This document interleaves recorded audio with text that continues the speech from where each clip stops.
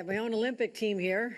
These are the gold medalists in fighting snow across our state, and I'm really proud to be with them here today. We have Terry O'Leary, the Acting Commissioner of Division of Homeland Security and Emergency Services, Marie-Therese Dominguez, the Commissioner of the State DOT, Major General Raymond Shields, Adjunct General of the New York National Guard, Major Bob McConnell, Troop G, New York State Police, Frank Hoare, the Executive Director of the Thruway Authority, and Jim Cable, the State Fire Administrator for the New York Division of Homeland Security and Emergency Services as well. Well, on this day of blazing Olympic glory, New Yorkers are so proud of Team USA, with both the men and the women winning the gold. We're especially proud of the New Yorkers who contributed to making this history. And it's a point of personal pride for me as probably one of the few people in this room who actually watched the 1980 game. I was a student at Syracuse University, and my job with the Varsity Pizzeria was to have the microphone and call out play-by-play of the game. Normally I called out the numbers of the pizzas, but I called out since it was on the radio. I told everybody, and there was this joy that I'll never forget when we all made history and the Miracle on Ice was complete. So I was proud to witness that today. At the same time, I was getting blizzard briefings. So it was a day we made history, and it certainly was glorious for all of us. But I'll say this, we do not want to make history today when it comes to the weather. When you look at the scale of the storm that's descending in our state, and actually in some parts starting already, this will be something the likes of which we've not seen in years. And what we're experiencing right now with just lighter flurries throughout, particularly downstate, is really just the calm before the storm. And I'm telling you, sirs, we're standing here. The worst is yet to come, so do not take for granted that this is going to be it. It's going to exceed all expectations even now, so you need to be prepared for the worst. And in fact, New York City is bracing for to make some history, be in the top 10 worst winter storms in the last 150 years. So digest that for a second. We talk about that's the history we do not want to make today. We're taking this so seriously because literally lives are at stake. I'm here at the State Emergency Operations Center in Albany. It's the nerve center for our storm response. And again, this is my gold medal Olympic team. They train, they practice, they tabletop. They will put in the long hours to prepare 24/7, and they are the best. They are absolutely the best you can find in this entire country. So this is who we have on our team to go in and fight Mother Nature over the next 24 hours. And they're seasoned pros and ready to really guide me and this entire state through any emergency. So again, people woke up this morning and said, it's not so bad, it looks like just a dusting. The day is young, my friends, the day is young. And so we have to make sure that you're aware that in the next couple of hours, the light snow you see on Long Island, in New York City, in the Hudson Valley, will transition very rapidly into heavier, wetter snow, which has the capability of downing power lines, which means people will be in the dark. Long Island and New York City and lower Hudson Valley are literally in the direct eye of the storm. There's no getting around that. We've looked at the most recent modeling, just up to date in the last few minutes, and there is no way these predictions are wrong. It is coming, and it's going to be hard felt. And it's the first time in a decade that New York City has been under a blizzard warning, as well as Long Island and Orange, Rockland, Putnam, Dutchess, and Ulster counties are all now and been updated today to be in blizzard warning areas. So the reason this is so dangerous, now we have experts from Buffalo who came over here to help us manage this, and they know blizzards. I know blizzards, but we're talking about a very densely populated area. And that is the danger, as well as people not as experienced with dealing with the severity of a storm like this. And it's that combination, the higher population, the inexperience in dealing with this, that really is something that we're concerned about, which is why we've taken so many steps to be proactive and be ready for the worst. And it can absolutely be paralyzing if you attempt to drive in it. Imagine driving with all the lights off. It's completely dark. There's no headlights. You are in complete darkness. That's what it feels like when you're driving through a blinding blizzard. You cannot see anything, including the car or perhaps the snowplow in front of you. And we have countless cases where people have been harmed because they could not see the cars in front of them. So we're taking every precaution. Local bans will be going into effect later tonight. We want people off the roads. You should be doing this voluntarily, but we have the state police who's going to enforce this, so be aware of that. New York City, 9 p.m. till noon tomorrow. All of Long Island, 9 p.m. till 9 a.m. for sure. And Westchester, 9 p.m. until 10 a.m. tomorrow. So that means wherever you are in this region, if you're 9 o'clock tonight, you'll have to stay there. So do not think you're going to visit mom and dad or your boyfriend or girlfriend and get on the roads at 10 o'clock and head home. It's not happening, and it's not smart to do that either. For the counties without travel bans, we're also banning empty commercial vehicles and tandem tractor trailers. They're banned on I-84, as Commissioner Dominguez reported yesterday, and all state roads south of I-84, starting today at 4 o'clock. That's for the empty commercial vehicles and tandem trailer tractors. Commercial vehicles are also restricted to the right lane only, so they don't slow people down. And I will tell you, I've seen this personally. When a tractor trailer jackknifes and blocks off the thruway or major road, you could literally shut down an area for upwards of 36 hours, has happened in Buffalo a number of years ago. And what happens when people are stranded on the road? It's a desperate situation for moms with little kids in the car, or someone who needs medical attention. We had buses with students trying to get back from sports events who were stranded for days, a day and a half. And so please, whatever you need, any groceries, any medicines you need to be refilled at the pharmacy, any pet food you need to have, do it right now, because the clock is going to run out and you may not be on the roads after 9 o'clock tonight. And for those who rely on mass transit, which is many, many individuals at downstate New York, expect some disruptions. The MTA will do its very best to maintain normal service to the extent possible. Regular subway service as of right now, they'll run locally.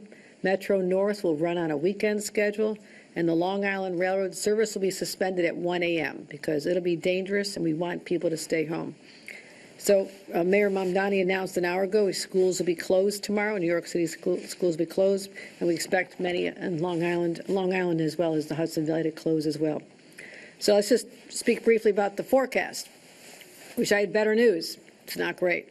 We have actually updated snow amount projections. They don't seem to be going down. They seem to be going up. In some areas we're going to be 12 inches, they're now 18 inches. 18 inches have now morphed into 24 inches.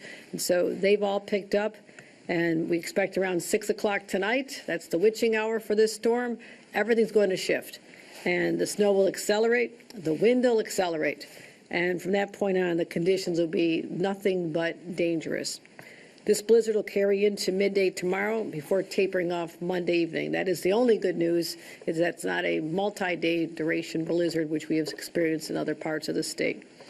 And the forecast totals, as I said, New York City and Long Island expecting 2 feet of snow. 2 feet of snow, not over the next week, but in the next day. And that is that ferocity that I'm warning about, is it's going to come down heavy. You're not going to be able to see when the wind whips it up. The conditions are nothing but treacherous.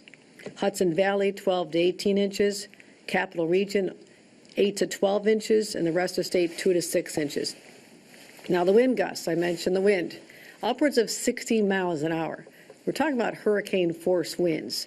We'll be whipping up the snow, the wind, and of course the shoreline, the coastline of southern Westchester, New York City and Long Island. The worst part will be eastern Long Island. We're going to have coastal flooding as well. You should expect that there'll be coastal flooding. We already have resources deployed in those areas to be able to respond to that as well.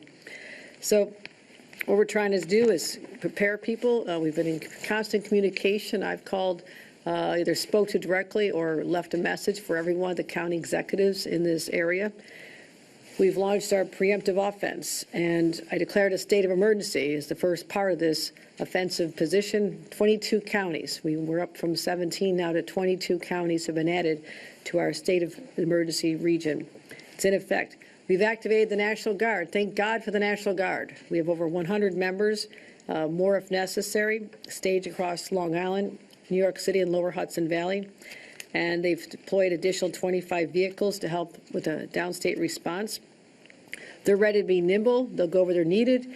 They can do anything from helping individuals be rescued out of their vehicles or helping transport emergency personnel or medical personnel to their jobs. It's truly life-saving in these situations when they cannot be on the roads. And again, my teams are talking about how we stockpile equipment. So none of our counties affected have to worry about running out of equipment. I've got reassurances. We have plenty of salt. This was a problem last year, but we have plenty of salt in our stockpiles, extra equipment, extra personnel ready to on standby as well. And the DOT and Thruway Authority have more than 2,000 plows who've been out already clearing and prepping our roads.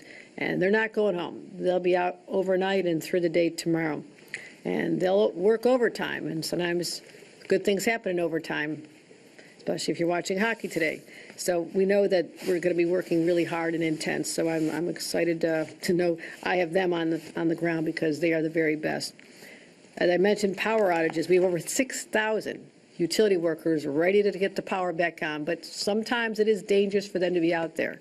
Whether it's the live wires that could be on the ground or the winds are so high, it is just too dangerous for them to go up a pole and risk their own lives to get the power on. So please be patient if you lose power. Certainly report it, but there's a very good chance we already know about it because we monitor this so closely. And their job is to get you in a safe situation with your power back on as soon as humanly possible and safely. So, the restoration of power, as I mentioned, may take some time. What you should be doing, I'm talking about what the state is doing, what localities are doing, but let's talk about what you as New Yorkers can be doing at this time. Like I said, keep track of your local forecasts. You need to know what's happening. If you plan to travel, check the travel bans. If you want to use public transportation, check the schedules before you even leave your home because everything could have changed. And follow all the travel advisories as bans. Do not get pulled over by the state police because you're just jeopardizing them and keeping them from doing other possibly life-saving work. And if you're an employer downstate, please communicate with your employees now so they can perhaps allow for telework in situations where it's available. And if you can, just work from home Monday. That's the smartest, best thing you could do. Probably be more productive than getting stuck in a ditch on your way to work. So keeping supplies in your cars, everybody should know this by now, but you've heard me say this for months. Blankets, shovel, flashlight, extra batteries, your cell phone chargers, food, water, even extra clothes. And I'm going to let Marie-Therese reiterate this because she says it better than anybody. When she says, don't crowd the plow, she says that in her sleep because she wants to keep the plow drivers safe. But if they get into an accident, that is a whole route that is not being serviced, and it is jeopardizing the safety of other motorists as well. So please be smart and respect them and know they're doing their jobs. They're not trying to make your life miserable by going slow in front of you. That's how they're supposed to do it. So I want to keep individuals safe when they're handling the snow themselves, the shoveling. You can watch my video for shoveling techniques. It has gone viral, so I think everybody around the world knows how to shovel snow. But be smart about it. Don't lift too much, just a little bit at a time. Just start earlier in the day and don't wait till there's 2 solid feet on the ground before you start it. Try to jump out every couple of hours and remove what you have there. Temperatures should improve a little bit, but that being said, you need to check on your neighbors, bring them some food, make sure they have what they need. If their power goes out, certainly check on your elderly neighbors or moms with little kids. Take care of your pets. Don't let them outside for a long period of time. So we're expecting the snow should melt. Make sure that we're excited about the snow melting. I just received word from our top-notch weather system, maybe another storm at the end of the week, but not officially. We're hoping that is just alerting us as the possibility. But the best thing you can do is text 333-111, and that'll connect you with your county or your borough, and you'll have all the latest emergency updates from your locality as well as from us. So other than that, just settle in. Just keep watching replays of the Miracle on Ice from 1980, which I've seen a dozen times in the last day. Watch this morning's again, because it'll really make you excited to know how proud we are of our men who brought home the gold this morning. So watch some more Olympics, read a book, catch up on the news, call your family members, call your moms, especially call your moms, And, yeah, we can do this. You know, New Yorkers, yeah, we're tough, we're resilient, we're hardcore, but don't think that you are stronger than Mother Nature. Okay, do not try to outsmart Mother Nature. Stay home as much as you can. Enjoy the time, either by yourself to just recharge, or with your family members. And so that's the best advice I have for you. And next time we talk, we'll probably be in the throes of the blizzard, which is just a few hours away from really gathering steam here. So I really just want every New Yorker to be safe. That's my number one priority. And with that, I'll turn it over to Terry O'Leary. Thank you. Thank you, Governor. And Governor, thank you again for coming and visiting the EOC. Your commitment to emergency management, supporting the state staff, both within the Division of Homeland Security, as well as our other state partners, DOT, National Guard, Thruway, State Police, it speaks volumes to your commitment to emergency management preparedness, as well as the partnership with our local county partners. Emergency management really is about partnerships. It's not a competition, and you have set a positive tone right from the top on that. So thank you very much for that. As you saw with the EOC, the staff that is sitting on the floor right now are receiving reports from the National Weather Service, who is present, from the NICE work at UAlbany, who gives us more detailed, bespoke forecast when we ask for it, as well as the Department of Public Service, Department of Transportation, Thruway Authority, National Guard, and other state agencies, making sure that we know where our resources are. Based upon the shift in the forecast with the blizzard warnings extending further up the Hudson Valley, we have made resource changes as well. We have moved additional tracked UTV vehicles into the Hudson Valley to support those operations. And this is in addition to the Haglund, the high-tech snow and ice rescue vehicle you saw yesterday, which is staged on Long Island, along with state fire and state police staff that are prepared to engage in search and rescue crews. The National Guard is staged at 3 separate locations. They were staged at JFK as well as Fort Hamilton, and they are also now on Staten Island with vehicles that can also help with search and rescue, as well as transportation of critical individuals and staff that may need to move around in those areas. And they will be ready to deploy to Long Island as well. We are going to see high winds. The gusts will be up to 70 miles an hour, possibly, certainly 60 miles an hour on Long Island, where they have overhead utilities. There will be downed power lines. If you see a downed power line, do not go near it. Stay at least 30 feet away. Treat it as if it is live, and please call 911 to notify them so that no one else gets near this danger as well. The Department of Public Service has continued to work with the utilities, and as this forecast continued to get worse and worse, the utilities have brought on additional staff. On Long Island, PSE&G has brought on approximately 300 additional staff. Con Ed has brought on over 50 additional staff in the city, and NYSEG is also bringing on additional staff in the Hudson Valley. They can't do their work when it is extremely windy, so you will have to be patient. Have a plan. If you're going to use a generator during a power outage, make sure that that generator is not inside and not under any windows as well. Make sure that you use it safely and make sure that it actually works. Test it before you need it. You have a couple of hours before the storm starts in earnest. Here at the division, we activated our Fire Operations Center. One of our emergency service functions is search and rescue. It is overseen by the State Fire Administrator and the Office of Fire Prevention and Control. They will work with both local, county, and state resources to help conduct any search and rescue missions. But it is of the utmost importance that you not go outside during the blizzard. This is not just a super snowstorm. A blizzard is a different type of storm. The wind is disorienting. We will see snow fall at 2 to 3 inches an hour, at some portions even 4 inches an hour, which can be a whiteout condition. When you add in 50-mile-an-hour winds, you will not be able to see the front of your car. You won't even be able to see the hood. You should not be going outside. You should not be driving, and you should even be careful about walking from one place to another. You can become disoriented very quickly, and with the wind speeds as high as they are, you become disoriented. Even though the temperatures will be in the 20s, hypothermia can set in within 30 minutes. Finally, one of the last preparations is that the Office of Employee Relations is notifying state workers that are working in the affected areas that non-essential workers should work remote tomorrow, if at all possible. That would cover Long Island, New York City, Westchester, Rockland, Orange, Putnam, Dutchess, Sullivan. I believe that's it. So, but please check with your office. OER is putting out notifications to all state workers to let them know if you're in the affected region.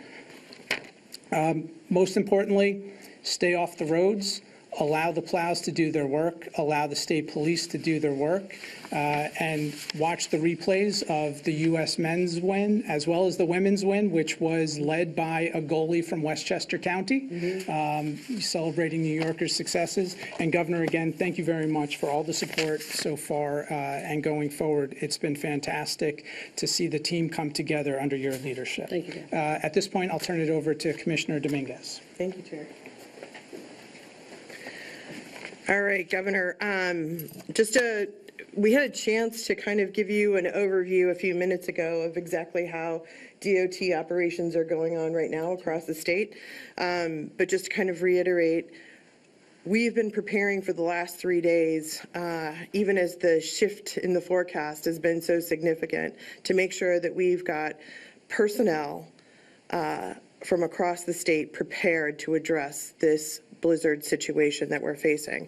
Keep in mind, not only do we have personnel that have been pre-positioned across the state, particularly in the Hudson Valley and Long Island, but we've also got equipment ready and operational, and we've got the people there to help support and make sure that our equipment is indeed running 24/7.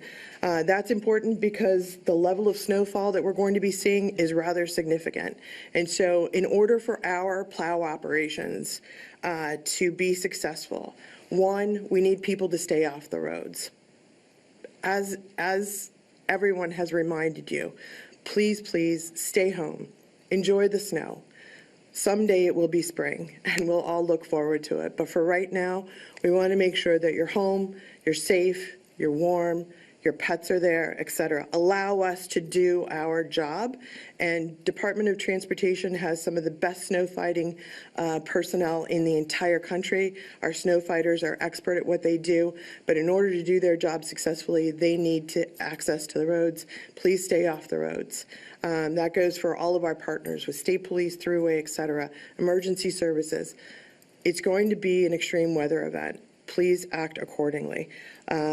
It really will make a huge difference. Governor, as we talked about, we're in coordination not only with the states up and down the East Coast, but all of our county and local governments.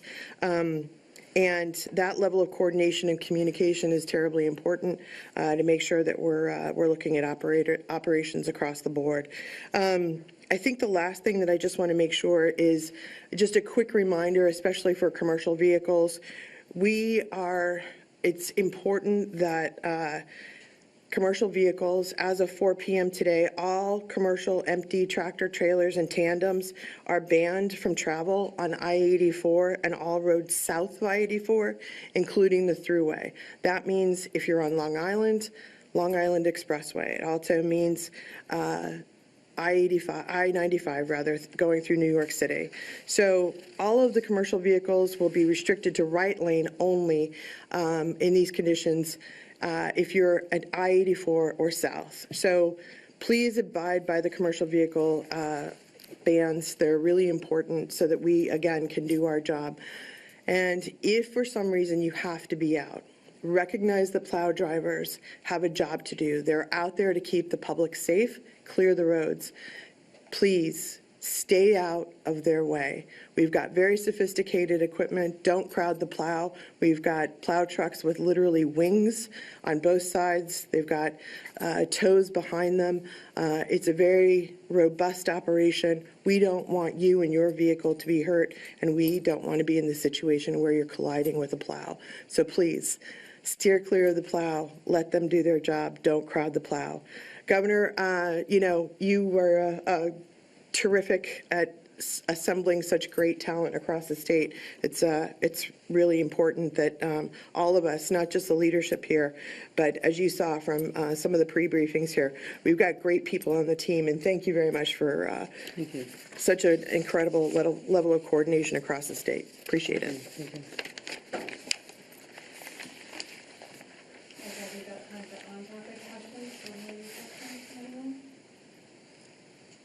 All right, thank you for your coverage, appreciate it. Stay safe. All right, thanks, Terry.